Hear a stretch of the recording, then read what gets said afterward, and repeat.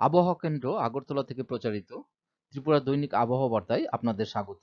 আমি দীপন দেবনাথ। প্রথমেই গত 24 ঘন্টায় জেলাভিত্তিক বৃষ্টিপাত।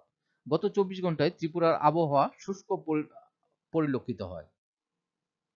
গত 24 ঘন্টায় তাপমাত্রা দৃশ্যপট।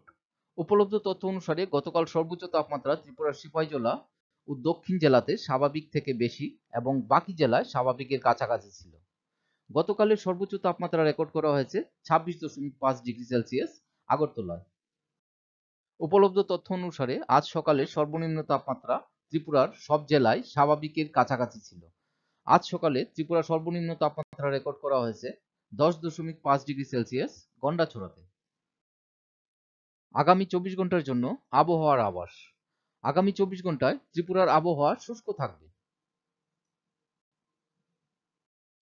আগামী 24 ঘন্টায় ত্রিপুরার পশ্চিম, খোয়াই, গোমতী, ধলাই ও উত্তর জেলার 1-2 জায়গায় ঘন কুয়াশা পড়ার সম্ভাবনা রয়েছে।